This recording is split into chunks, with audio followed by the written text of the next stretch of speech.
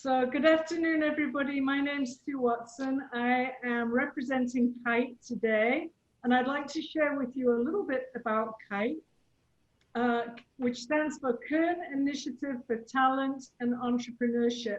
And KITE's a network of professionals that recognize the importance of entrepreneurship in our community.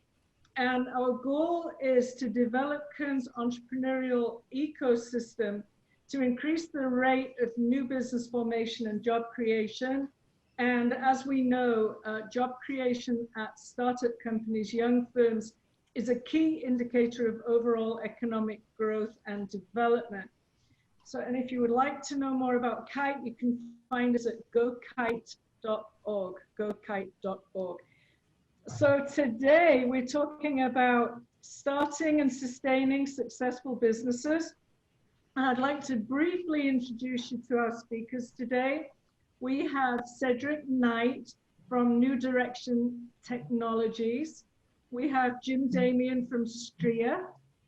We have Joe Coughlin from Coconut Joe's, and we have Molly Busacca, who's one of the owners at SECRE Systems. But now I'm going to turn it right over to you and have you start, Joe, and just tell us a little bit about you and your business.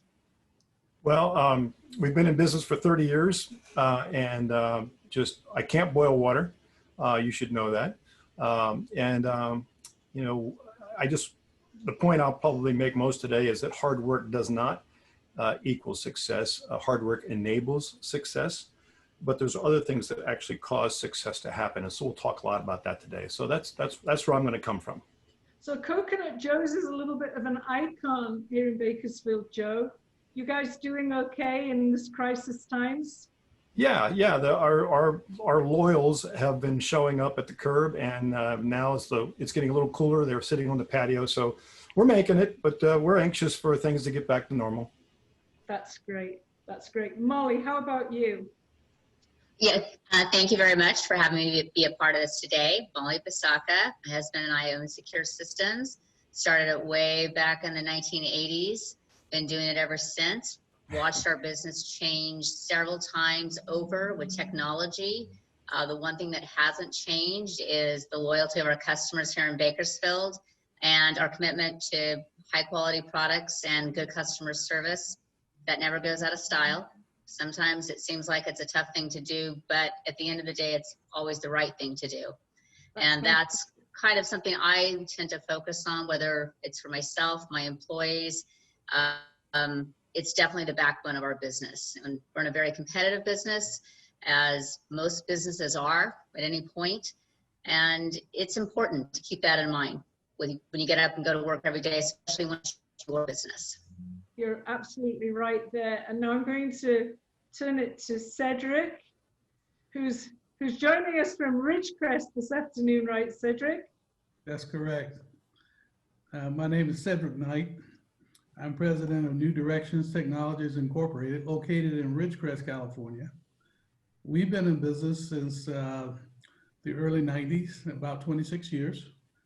We focus in the defense services space, primarily in the areas of IT and cybersecurity. And I got into this business after a career in the Navy. We have about 285 employees that work all over the country. About 120 or so of those employees are located in Ridgecrest, supporting the base, and our corporate office is there, which is unique for a business in this space. And I do this because I like it. And as long as we can survive, we'll continue to do it. We're very people-centric. Our primary asset is the intellectual capital of all the people that we employ. And Cedric, are you surviving or are you thriving right now? We're actually thriving because we're in the information technology and cybersecurity space. Yeah. We've been able to, at all of our locations around the country, which includes Florida, Midwest, Illinois, 2 locations here in California, and Utah, and Las Vegas. We've been able to successfully employ our people and allow them to telework, and that's with the concurrence of all of our customers. And that is truly unique and tremendous blessing, because we've not had to go and do things like the PPP program and some of the other programs that's been out there to help small businesses. So we've been trying to help in other ways because we didn't have to go and try and take advantage of those programs. Great, thank you. And Jim, tell us a little bit about yourself, please, and Stria. Sure. Hi, Sue, and hello to all the attendees. Good to be with you this afternoon from here in Bakersfield. Again, I'm Damian, founder and CEO of a technology services company called Stria. I've been doing this. I founded the company about 15 years ago, and together with my business partners, Scott Garrison and Rory Banks, we run this company. As I mentioned, we're a technology services company. The big focus for us now and in the past couple of years has really been around something called digital transformation. And all that means is taking physical processes that exist in the real world, paper and signatures and business processes, and moving those processes to an electronic format. So we've been spending a lot of time enabling new processes to be transferred from reality to kind of virtual reality or electronic. We've got about 100 employees, most of which are here in Kern County, a Tehachapi native, and excited to be with you and share what I've learned in the last 15 years. Cool. So again, KITE is looking to support future entrepreneurs in Kern County. So we're very interested in how it was for you in the first 6 months of your businesses. We have a combined total between us here of 120 to 150 years of business. So between the 5 of us, we should be able to give some useful information. So my first question, and you'll notice straight away that all of our attendees have different answers, and that was not by accident to this question, is why this business? Why this business? So Joe, let's start with you. Yeah, and I'd like to take it even broader than that. I actually stumbled into it. And I'm speaking mostly to probably not businesses the size of Cedric's, but mom and poppers, of which I include myself in that, of course. But the real question to me is why any business? Why would anybody want to become an entrepreneur? And, traditionally, you're working for somebody else. The guy that used to make the shoes suddenly couldn't make shoes anymore because he couldn't compete with the factory. So he walks across the street and goes to work at the factory. Now he's selling his time. And so the biggest thing about being an entrepreneur is it gives you control over your life. It allows you to design your life. It gives you control over money and time. And there'll be times when you will decide that you're going to hunker down and work like a dog for, a couple of years and build the money pot.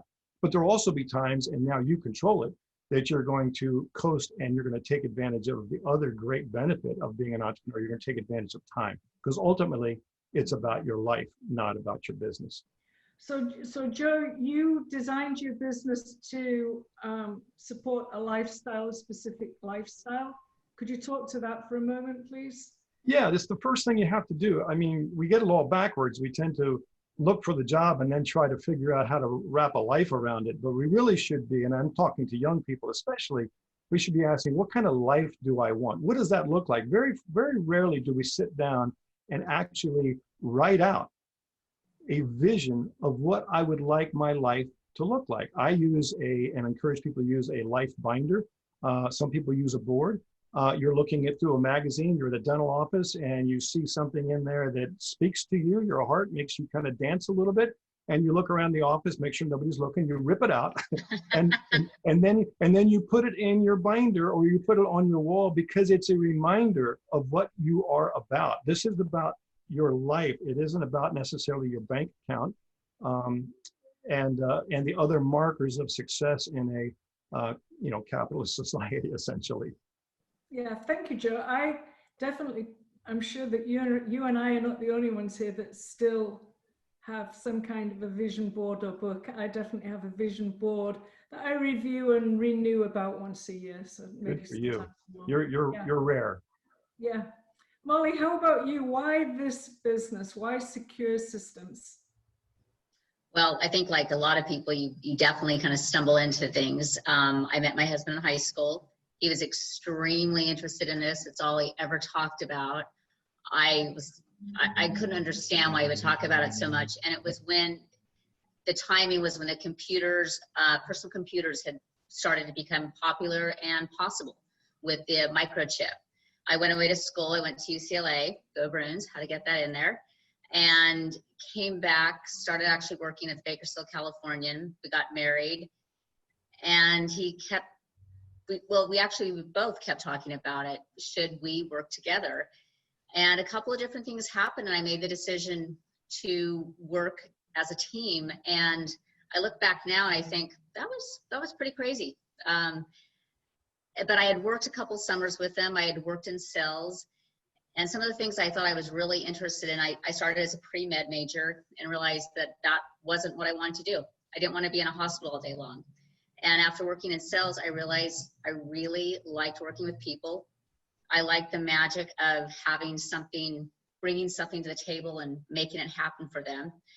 And once we started working together, I realized I enjoyed the whole process of business. And I also liked it being mine.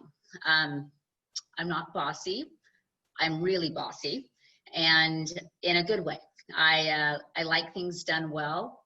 I like having good service. I like the whole idea of creating a process, and that spoke to me. Molly, to Joe's point, you needed a certain amount of flexibility in your life too, right? Absolutely. And it's funny because I remember we were relatively young, and travel was always a priority to us. And so we set ourselves up from the beginning that that was something we would be able to do. And yeah, we work very hard, but we also, we play hard, being that we want to enjoy what we're doing. So Molly's not sharing, but she's a mom of triplets. So I would guess that time and flexibility was certainly important to you. Absolutely, absolutely. But yeah, life is funny. I think every experience leads to the next one.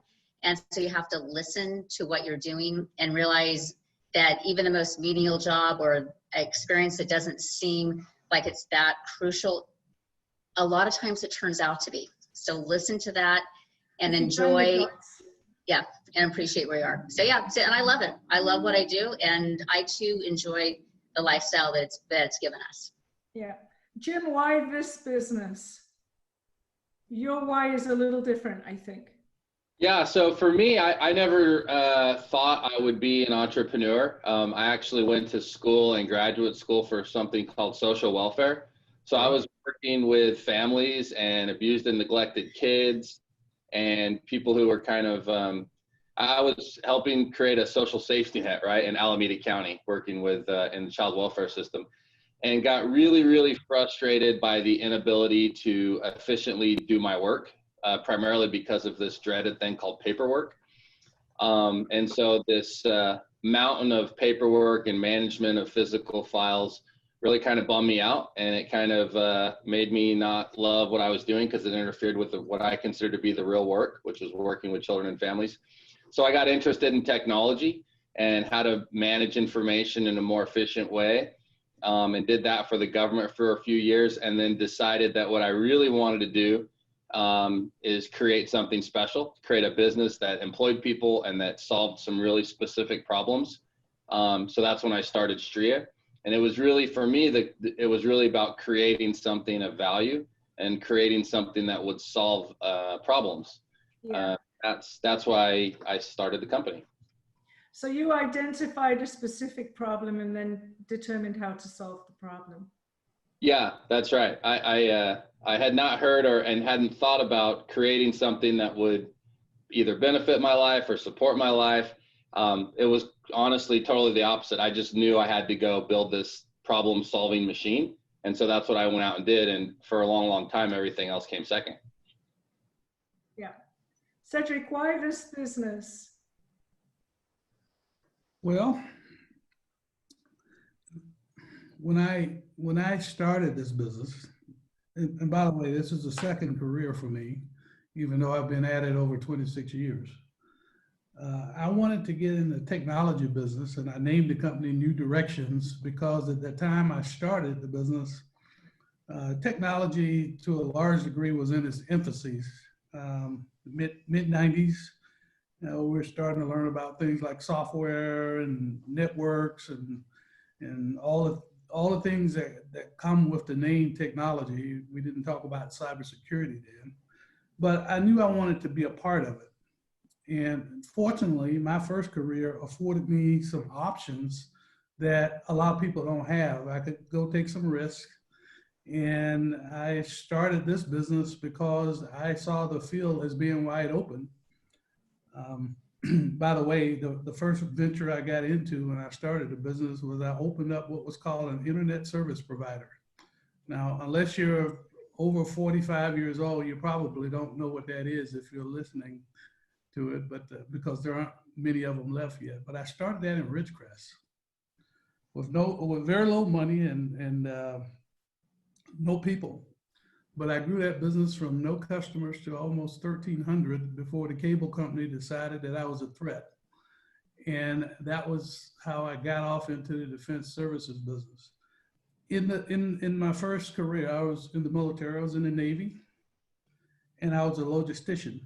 I went to college and got commissioned out of college and went to graduate school while I was in the Navy. And I wanted to get involved in technology in something that I understood. And I understood services in the services business. And I also knew that I wanted to run my own business because I didn't want people telling me what to do because I had enough of that being in the military. So I got out, started this business, and then I really learned what it was like to have people tell you what to do.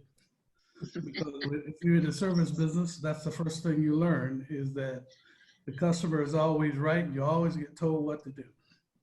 So that's a long-winded version, but I'm glad you shared that, Cedric, because it was beginning to sound like if you're bossy and assertive, then you've got a good chance of being successful in business. So I'm sure that the first 6 months, and I'm not really clear when the first 6 months starts. Does the first 6 months start before you open your door? Or does the first 6 months start at opening your door? Jim? To me, the first 6 months start when you spend your first dollar on your business. That's to me, that's when, you know, that's when when you put your first dollar at risk, in my mind anyway, that's when you're in business. When that first dollar leaves your hands and goes into, you know, somebody else's hands, it's game on at that point.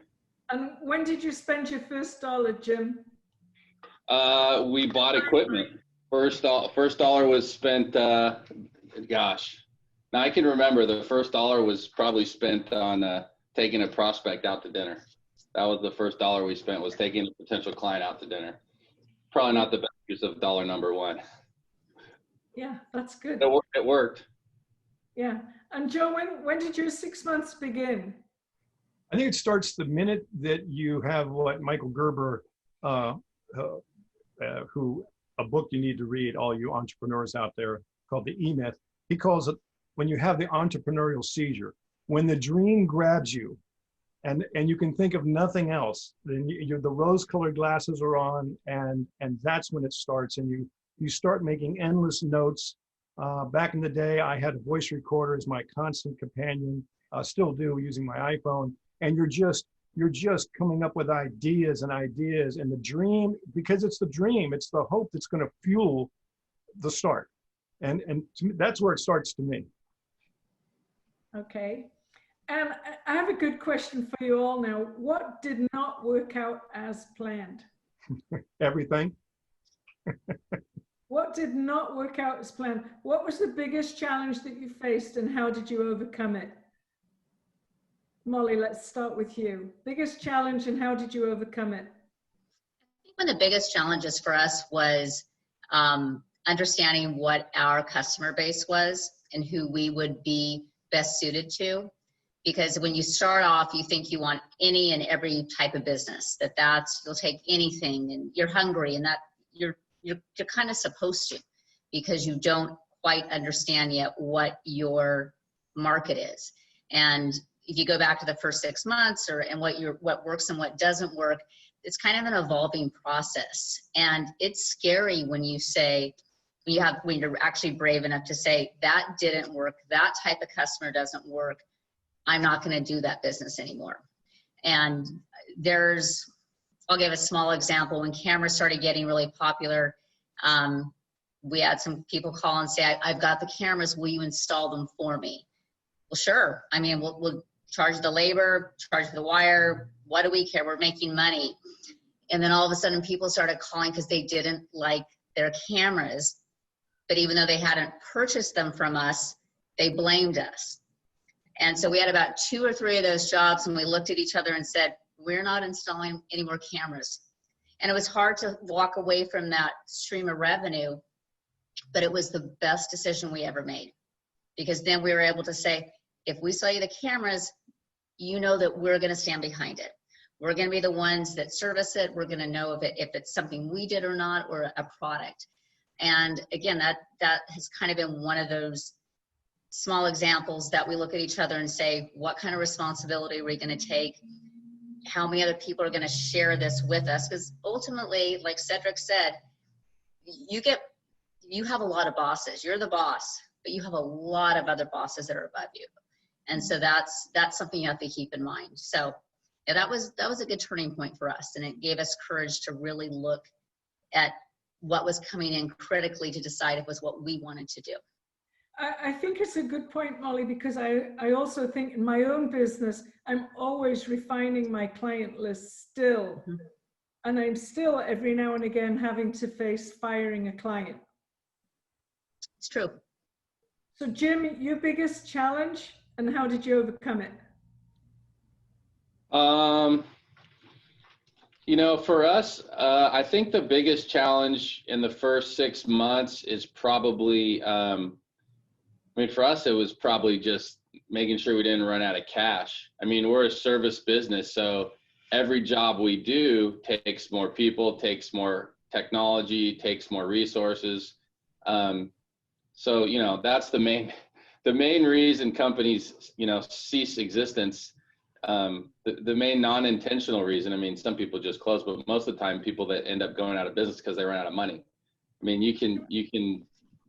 so it's really important, right? So, I mean, the first 6 months it's about having vision, but you know, the biggest challenge is just in a service industry anyways, making sure you don't run out of cash. Jim, I know you as a planner, so I'm sure you had some idea of how much cash you would need, right? Yeah, and then a really wise person told me triple that, and then you might be close. and was that about right? Triple what you thought? Well, you just, yeah, I mean, it takes more, but you just have to make it work. I mean, it's just one of those things in the first 6 months, you know, for those of the folks on the session thinking of starting a business, there's a million ways to do it, and you just have to make sure you don't run out of cash. I mean, that's just a really important fundamental.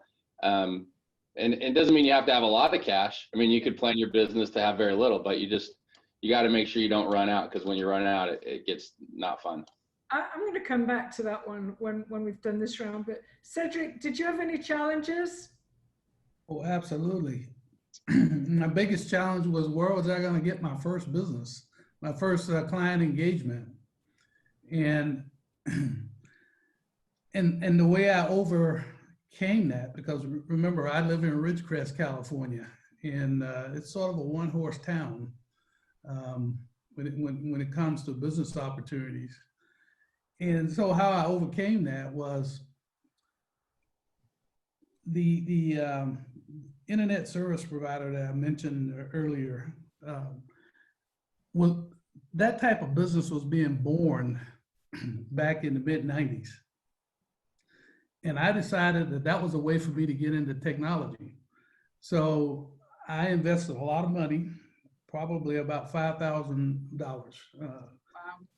Just to give you an idea, a phone line with a high-speed phone line cost about $4,000 a month back then. I mean, you can get it for $200 now, you know, 10 times the speed. But I started as internet service provider, and the way I grew the business from just me to 1,300 people was I offered something that nobody else offered. I offered for $13.85 a month. I basically offered the ability for people to be able to get on the internet and use the internet. The internet was very new then. And so we spent a lot of money going out, teaching people how to take old Macintoshes, how to take computers that had Windows 3.1 on it. And most of y'all, other than people like Joe, don't remember that. But that was a big deal back then. And so basically I bought loyalty with a lot of people in the town by offering a service that wasn't available. And that was sort of the springboard to get me going in the technology business. But before I started, and I want to pick up on something Joe mentioned earlier, I sat down and I put together a plan. I developed a vision statement, which is a statement of what I wanted to be 10 years from where I started. I put together a mission statement that defined what business, why I was going into business and what I was going to do. And then I put a set of values together. The values are the things that you're all about, that define you and you lean on when times get bad to get you through the tough times so that you can make your vision real. That was very important. And I still have that on my desk, on my printer today, because after 26 years, I've had a lot of people come along and decide they wanted to change my vision and my values and my mission, but that's something that's very personal. And that's gotten me through and been a big part of my success. So yeah, my biggest challenge was getting that first piece of work. I figured out a way to do it by offering a service. And that was the springboard for getting us on the journey that we're still on right now. Good, and before we go on too much, I do want to invite our attendees to shoot some questions through to us using either the Q&A opportunity or the chat box at the bottom. I'll be checking both. We do have one question in which we'll come back to. Joe, do you want to answer that, your biggest challenge starting out? Yeah, my biggest challenge, and has always been, and again, because I'm always coming at it a little bit different perhaps, and Jim will love this, is the unbelievable amount of paperwork that we have to go through. Now, my solution, since I was ultimately after freedom, my solution was to get a personal assistant. And I've had my personal assistant for almost 30 years. This is my checkbook. And there's, if you can see that, there's a third name underneath my wife's and mine. And it's the name of Kathy Sonnentag. She has handled, I fill out no forms, no surveys, nothing. I do not bog myself down with it, and she does everything for me. I mean, that's why her name's on my checking account. She writes all my personal checks, my business checks, and does everything. And you might not think that's a big deal, but those of us on this Zoom know that is a big deal, because the paperwork is inundating, and we need to focus on the customer, what we're about. We need to focus on Cedric's vision, and not be tied to our desk, just, you know, this form and this form and this form. So that to me was the biggest struggle, and that's how I solved it. The second thing, though, real quickly, is I realized I needed, if I was going to be free, if I wasn't just going to own a job, I was in fact going to own a business that I could go away and be on vacation, still made money. I was going to have to kill the perfectionist. And I know that sounds tough for some of you, but the perfectionist was going to strap me in and keep me there, knowing that it would probably run just a little bit better if I was always in the building. And I had to get away from that. I had to empower people and trust that they would do it right most of the time. And when it wasn't done right, we would work through that. But I wouldn't go in and say, well, I'll do that now, since you seem to not be able to do it properly. Excellent. I'm going to go to some of our questions already so we don't get inundated with questions. Here's a really good question. Did you raise money from other people? And if yes, where did you get your money from? Did you get your money from friends, family, investors, banks, or where? So Joe, you're nodding, so I'll go back to you on that one first. When I left my previous job, which I failed in, by the way, you don't fall into success, you fail into success. And I did get a little bit of money as I left. And I just, you know, and believe me, the only reason I got into this business that ended up being so wonderful for myself and my family was total ignorance. If I had known how to read a balance sheet or, you know, I would have never gotten into business, but I got into it just because I thought it would be fun. I thought we could make it work, and it did. That's kind of my story. Good one. Jim, where did you get your money from? Yeah, we borrowed money. I mean, we used a credit card and we borrowed money, friends and family. I mean, the banks didn't want to do anything. So we borrowed money from friends and family and paid 8% interest, and used a credit card. And then I put my whole savings account, maxed out my credit card, and borrowed some money from friends and family at 8%. And that's what got us going. Yeah, you've got to be pretty determined to go that route. Molly, how about you? Where did the money come from? Well, I've got Jim beat. I remember our first loan we took out, we were refurbishing an office. It was at 15.5%. I still have a copy of that last statement I paid off because it was so horrific. Even at the time I knew that, but we borrowed from family, and mainly family, and they were short-term loans, and we always drew up papers and paid it back. The other thing I became very good at was being my own bill collector. When people owed me money, I called. I wasn't shy about it.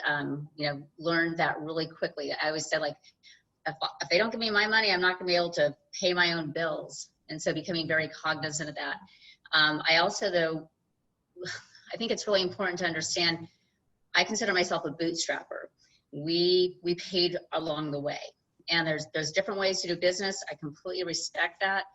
But I think it's important that when you're borrowing that money and you know it's your money, there's a motivation to make sure that you're going to pay it back, particularly when it's family, especially when it's your mother-in-law, and make it work.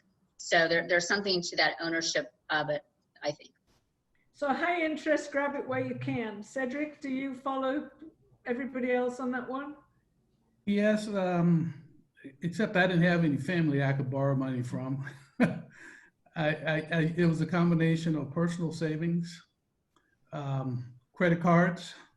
Some of those were 18, 20%. There were times I had a drawer full of credit cards that I used.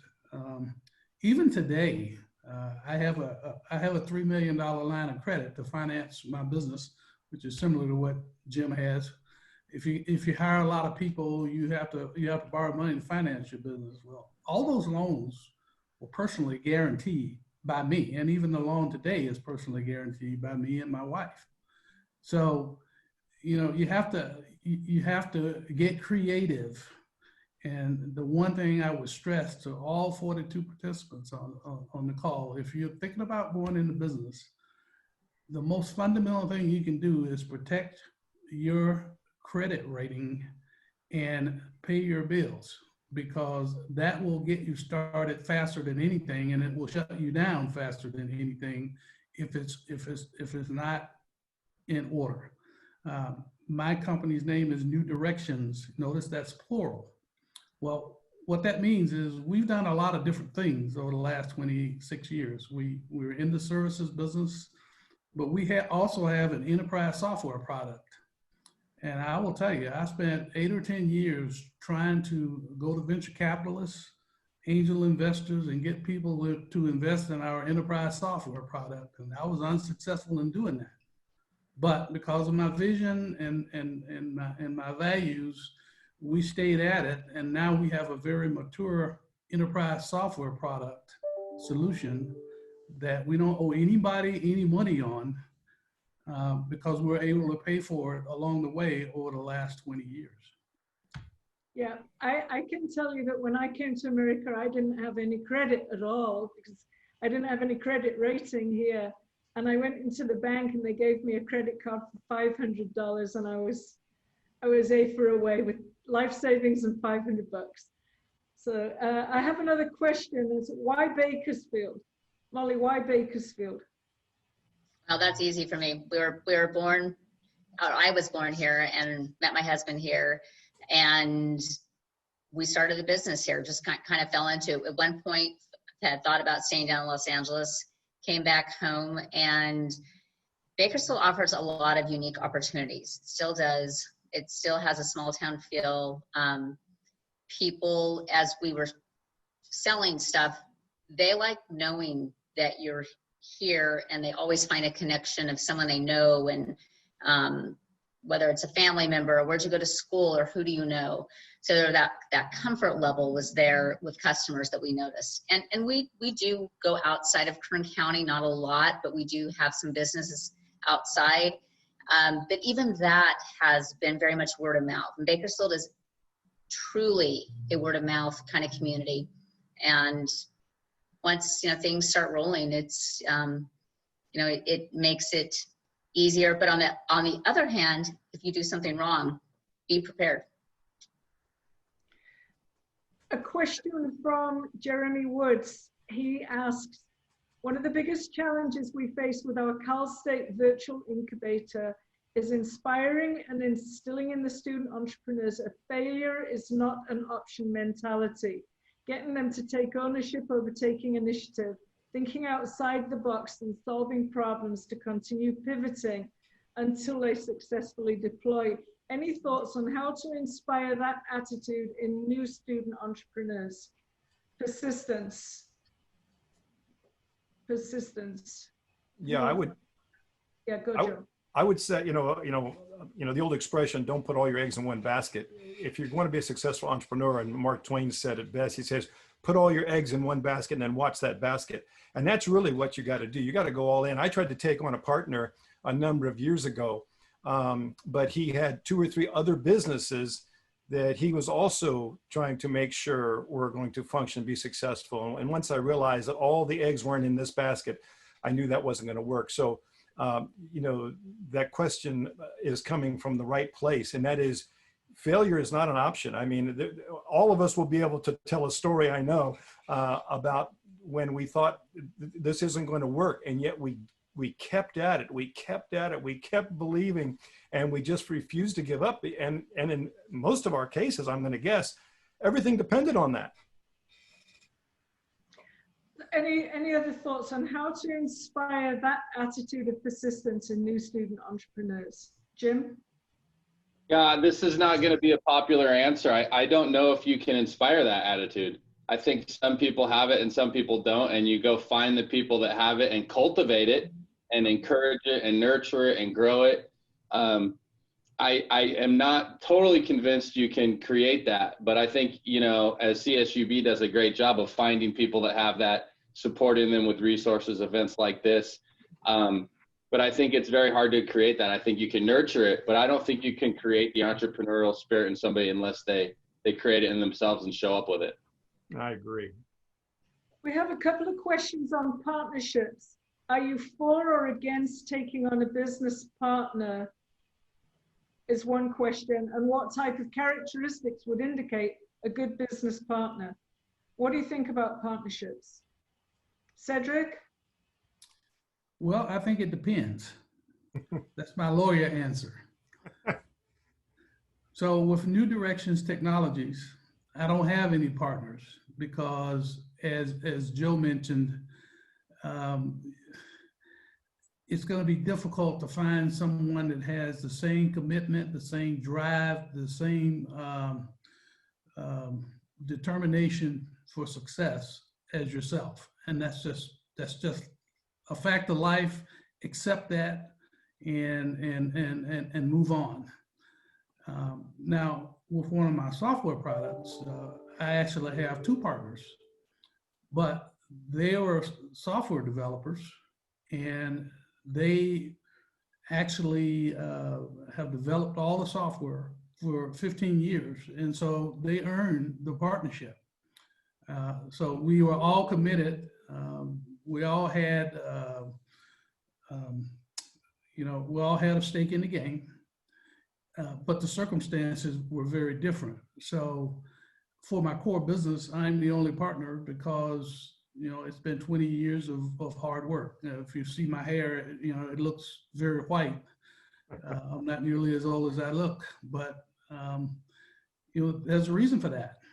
And so you just have to be very, very careful. But I would say unless you got a unique circumstance, go at it by yourself, because nobody's going to own and love your business the way you do. And you should always protect that and be very careful at who you let in, because a lot of people say they're committed until they have to do something. Then it changes. Jim, I'd love to hear your take. You have two partners, but I don't think it was always that way for you. Yeah, I've done it both ways. You know, started as a solo flyer and have, you know, found the world's two best business partners. Scott Garrison and Rory Banks are my two partners. And it's worked out tremendously well. I mean, we've had other iterations that didn't work, but with these two guys, we balance each other out, and it's had a big acceleration effect on our company. And there's partners like co-owners. We also have, you know, industry partners. Like for us, a big partner, they don't own part of our company, but we partner with DocuSign on a lot of things. And so depends how you frame partnership. For us, we talk about partners, co-owners. It's worked out really great, but it takes a while to find the right people. But then you've also got industry partners who contribute to your success as well. And then Jim, I'll stay with you. What type of characteristics would indicate a good business partner? I think it depends. You want somebody who's going to fill a need that the business has that you can't fill out. You know, Joe mentioned, I know the person's not a business partner, but a personal assistant. I mean, that's a niche that Joe needed, and he went out and found it. When you're selecting a business partner, it's the same way. You have to find somebody that complements you, someone you like to be around, someone who you'll have fun with. But to me, the best partner is somebody that brings something to the table that you don't have. And so you balance each other out. That's really important. And Molly, the pros and cons of partnering with a spouse. There's no cons. I mean, hello. I don't think he's here. Yeah, I always tell people I don't recommend it. It's worked out great for us. It really has. And I think I've shared this with you before I actually made the decision to start working with Bruce, I literally interviewed quite a few couples that were working together and asked them what worked for them and what didn't. And one of the best pieces of advice that I received that I keep with me to this day is don't fight at work, and only one of you can be the boss at work. And you can trade off, but that's not where you have the power play, and particularly not in front of your employees. And it's true. I want to be successful in business more than I need to be in charge or need to prove that I'm right when I'm at work. Now, when I go home, that's different. But I believe that very sincerely. And you do have to have a shared vision. We talk a lot about work. We talk a lot. And but it's a passion. It's something we enjoy. But again, it's not something that works for most people. It just isn't. I mean, you know, it's hard to keep a relationship and the egos and everything else that goes along with it. But if you do, I think it can be really successful because you have that shared passion, you know, for your finances, and you understand immediately when one or the other gets home and you've had a bad day, you know why, you know what's going on. I really like seeing my husband all day long, and my friends laugh at me about that, but I do. I like knowing what we're doing and what makes it all work. So those are definitely the pros. I always say I wouldn't partner with anyone besides my spouse. I've seen a lot of partnerships work out very, very poorly. I think there's, of course, always exceptions to the rules. And there's very good partnerships, clearly. So just for myself personally, that's where I'm at with that. And maybe it's because I work so hard to partner with my husband. That's why I say that. But I would imagine with any partnership, you would need to have pretty well-defined roles and lines of separation. I would imagine, Jim? You have pretty well-defined areas of expertise with your partners? Yeah, I think so. It's not overly rigid. I mean, my partners would probably laugh at it because, you know, we all will dive into the other's sphere. But one, Scott Garrison, who many of you know is a world-class sales leader and heads up sales, and my other partner is an operations partner. And so everyone has kind of their own lanes that we tend to stay in. I'm still trying to figure out what mine is, but they do a lot of the work. No, mine is, you know, providing some vision, but we all tend to stay in our own lanes.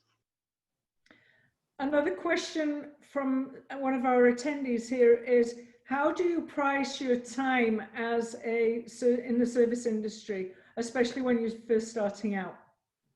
How do you price your time? Cedric, you look like you want to answer that one. Oh, that's easy.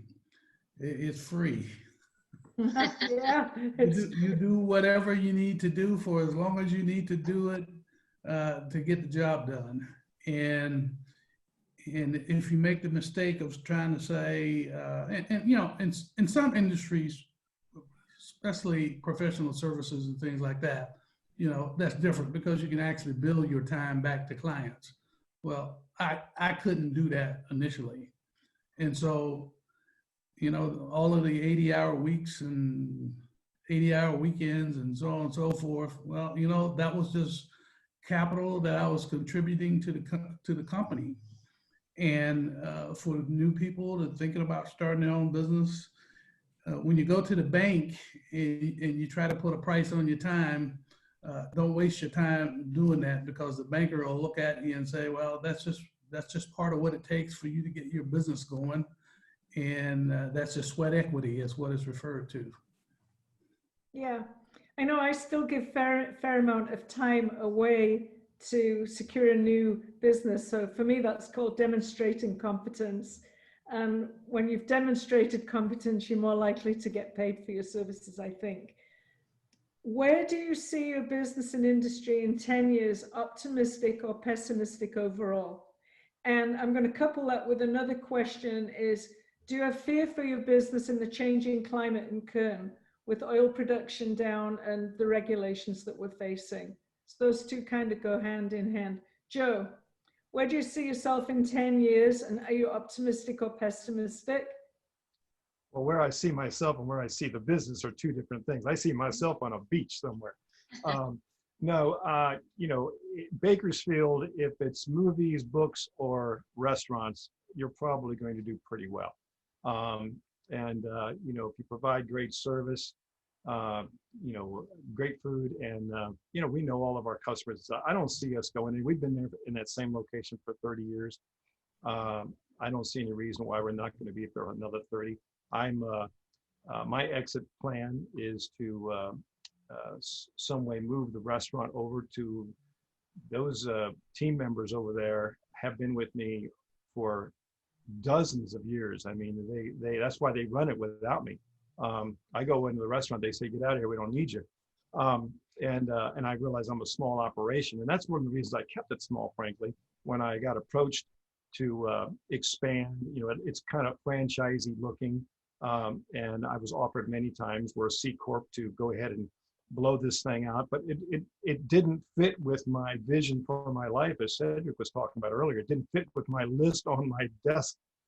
So I didn't do it. But no, I don't think we're going anywhere. And I think the outlook looks good.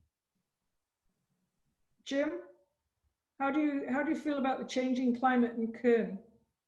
You know, there's headwinds always. I mean, I think the only time we really start to get scared is when we get rigid. I mean, as an entrepreneurial organization, you have to be thinking about what the market's going to call upon you to do, whether it's price, service. I mean, all we can do is what the market presents and to try and introduce things that'll take off. So yeah, I mean, of course, we have oil and gas customers, and are they spending as much today as they were 3 years ago? Heavens no. But what does that mean? It means we double down, we diversify, we get creative, we expand our services. And as an entrepreneur, the future is always bright. I mean, you're one phone call away from the next huge deal. You're one aha moment from the next game changer, you know? And so as an entrepreneur, boy, you always are looking at the positive and always ready to go and create some new wow thing that's going to solve problems. So the future is extremely bright, and we're leaning in head first to grow the company, and we'll be here in 10 years. Hopefully we'll be here in 50 years, just growing the company and continuing to solve problems. But we're just getting rolling. You know, we're the young kids on this thing. We've only been doing this 15 years. So I'm taking notes on the side paper from Cedric, Molly, and Joe. Awesome, good. Molly, how about you? Optimistic, pessimistic?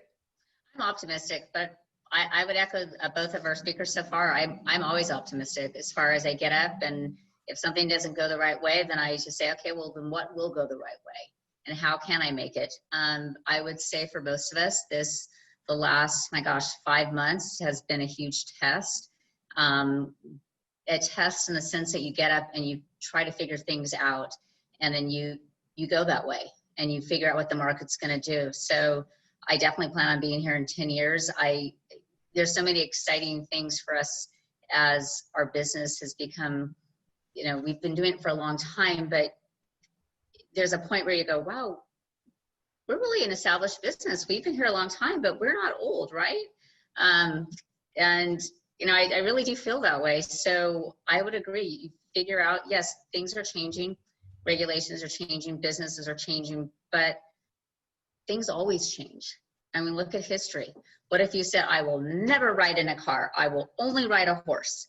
Well, you would not be going anywhere. So you have to be willing to be flexible and figure out what the next angle is for you. So no, we're going to be here. Cedric, do you have any specific challenges up there in the desert? Oh, yes. Challenges and opportunities. On the eastern side of the mountains, one of the things we talk about a lot is water. And that's a very hot topic, full of debate.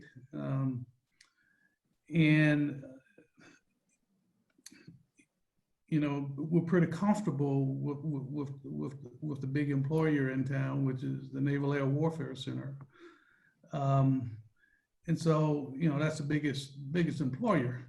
But there are a lot of other businesses around, and I'm going to take the same approach that I took when I started this business, because when I started it, I had a lot of people tell me I'd never make it. I had a lot of people tell me that I was crazy for starting a business in the middle of the desert, but here we are. And so 10 years from now, I can't tell you exactly what we'll be doing, but what I will tell you is that because we're students of observation, students of participation, and we stay abreast with what's going on in the world, and we look for those positive things that can be done, we'll be here doing something, unless we figure out how to destroy ourselves as a country. But we'll be just fine. We'll get through the bumps and bruises just like we always have. I mean, I'm inspired every day when I look at the business news at all of these crazy things that kids are creating and making billions of dollars with. Okay, TikTok, Facebook, Twitter, all of those things. To a guy like me, that's not productive. But you know what? They make billions and billions of dollars doing what they do. So, the future's bright. And I just want to get hooked up with maybe my granddaughter that's 6 years old when she comes up with something that I never thought about that will take us to the next level here in the next 10 years. Yeah, that's great. That's great. So we're down to our last few minutes. I would like to know from each of you, what advice do you have for startups and entrepreneurs in our midst? Jim. If you feel the calling, my advice is absolutely go for it. Throw yourself into this crazy wild world of entrepreneurship. Worst case is you'll have one heck of an adventure. Best case is you create something really wonderful and also have a great adventure. So, my advice always is go for it. You've heard from 4 entrepreneurs today, 4 different takes on some of the same topics. Find your own path. Have faith in yourself and just absolutely go for it. You won't regret it, no matter what happens. It's going to be a wild and exciting ride, and that's kind of what life's about, doing things that create value and creating a neat experience for yourself. So I encourage you all to do it, and I hope to see many of you doing great things with your own companies. Jim, would you temper that with, how do you know if your idea is a good idea? Well, that, you'll know very quick. If you get some customers and you start to generate some revenue, it means it was a pretty good idea. If you don't get any customers and you don't generate any revenue, it was a pretty bad idea. But you take something like Facebook or Uber or Starbucks, or even our company, right? Some of the companies here.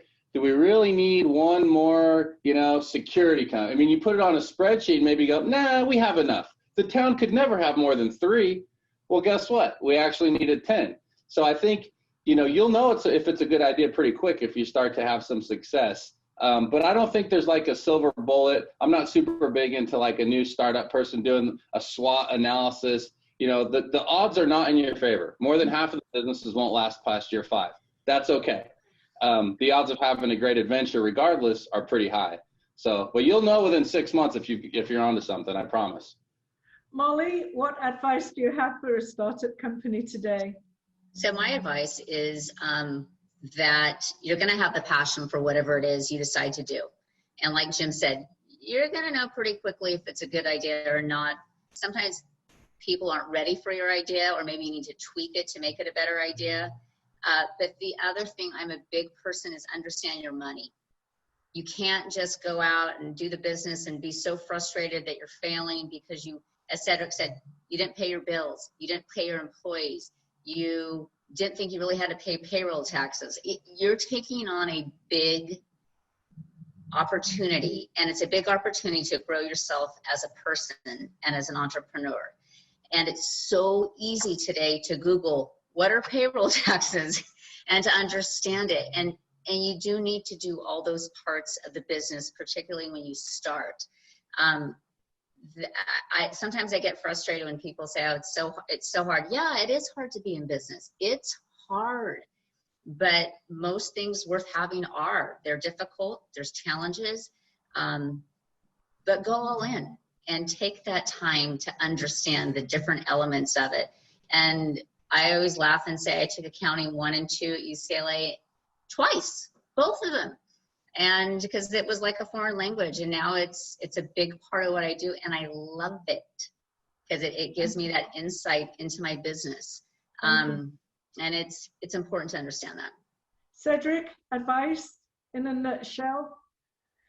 Yes, and I want to answer Monica's question. She asked me to share how I saved the money. Well, remember too, if you're generating income, set some money aside. I don't care how big or how much of a small amount it is, because the time will get away from you very fast.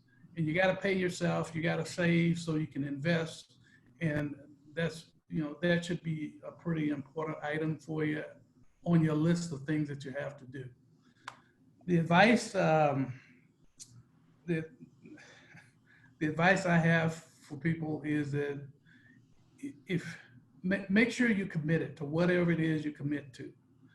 And if you got a spouse or a significant other or another person who's a partner that has that's going to be with you, and that's an important part of your life, make sure they share the same commitment, because you're going to need all the energy and all the resources you can muster to be successful.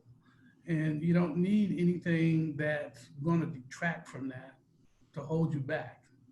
So remember that, and don't ever let anybody tell you you can't do something. That should inspire you also. If somebody says you can't do something, that's a rallying call. Absolutely. Joe, last word, advice? I would just come full circle to where I started, and that is just encourage those out there ready to start a business to make sure they're building it to provide them the life that they're looking for. Beware, I had a little sign a moment ago, beware the indispensable person. Don't make yourself the indispensable person in your business. Now, at the beginning, you're going to be, but you need to, in your mind now, plan for the day when you won't be. That you should never work in your business. You should eventually start to work on your business. That you build a business that has systems that run it. Everything is done to a system, and then you go and you train the people to run those systems. But if you build a business that you're the indispensable person, you can never get away, or if you're dependent on somebody else to be the indispensable person, then you're held hostage. Because if they leave, suddenly it's a whole new ballgame. So build the system, build the business, and build it so you have a great life. Awesome. Thank you very much. I want to say thank you to the 4 panelists, Joe, Cedric, Molly, and Jim. I want to say thank you for Kern Economic Development Corporation for hosting this meeting, and gokite.org. If you want more information, you'll find resources and guidance and mentors for starting your own business over there. I'm sorry we have run out of time. We tried to get as many as your questions answered as possible, but gokite.org if you've still got questions for us. Thank you very much.